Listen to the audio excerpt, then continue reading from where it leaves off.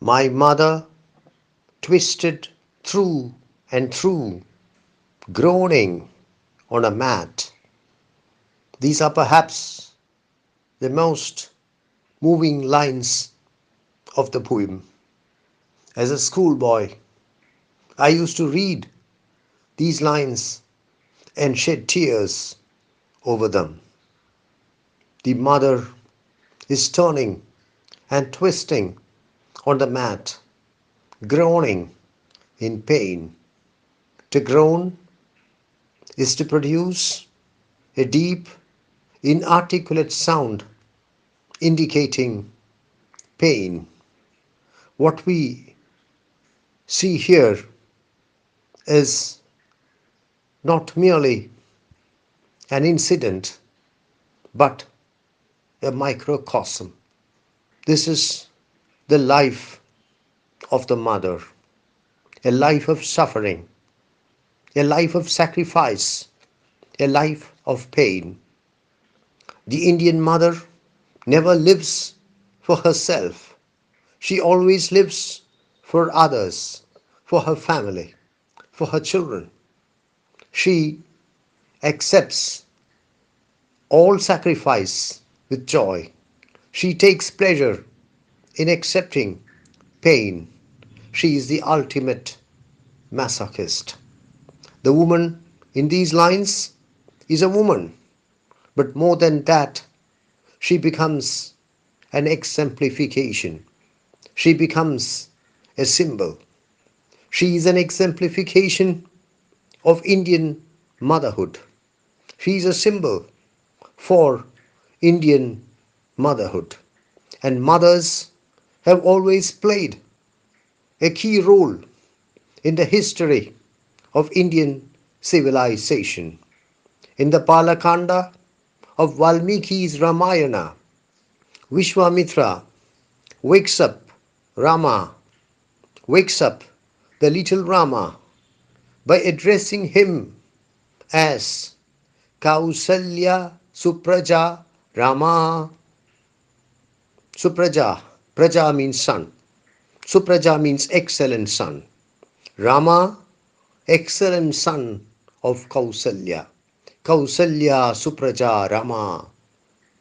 It is not Dasharatha Supraja Rama, because Rama is more the son of Kausalya than the son of Dasharatha.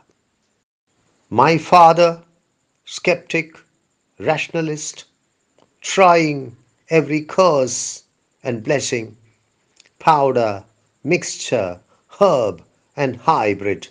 He even poured a little paraffin upon the bitten toe and put a match to it. I watched the flame feeding on my mother.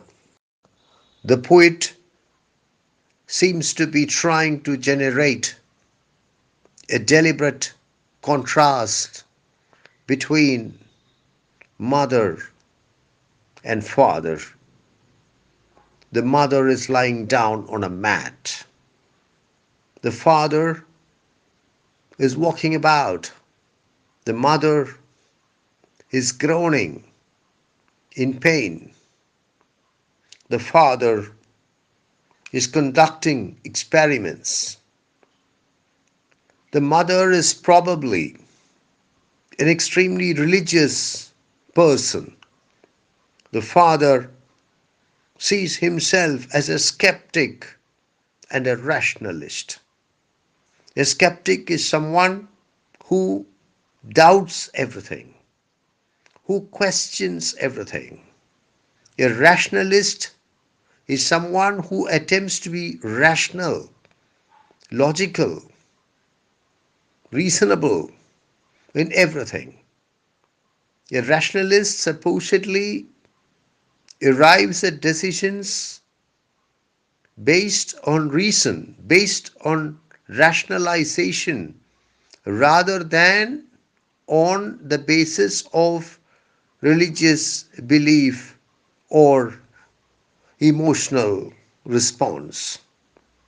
But the lines that follow make it clear that The skepticism and the rationalism of the father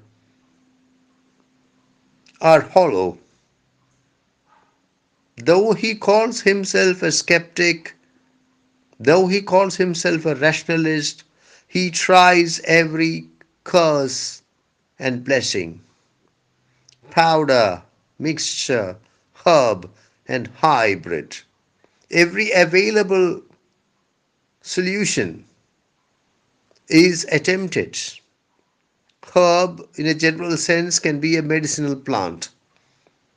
Hybrid is the offspring of two different varieties, two different species. He even poured a little paraffin. Paraffin is kerosene. One is British, the other is American. Paraffin and kerosene are the same. Upon the bitten toe and put a match to it. I watched the flame feeding on my mother. It appears that the cure is worse than the disease. The poor woman is subjected to every kind of torture, including burning the bitten toe in a very light manner. I watched the holy man perform his rites to tame the poison with an incantation. No Indian narrative is complete without a holy man. And here he comes. He carries out rituals to tame the poison with an incantation. An incantation is a magical spell. An incantation could be the chanting of mantras. The holy man attempts to tame the poison, control the poison, maybe even cure the poison using an incantation by chanting mantras. These lines make it clear that there is a high quantum of duplicity in the character of the father. The father sees himself as a skeptic, as a rationalist, and here he seeks the help of the holy man. You must remember that this is a Bani Israel community. This is a Jewish community. And they have brought in a holy man.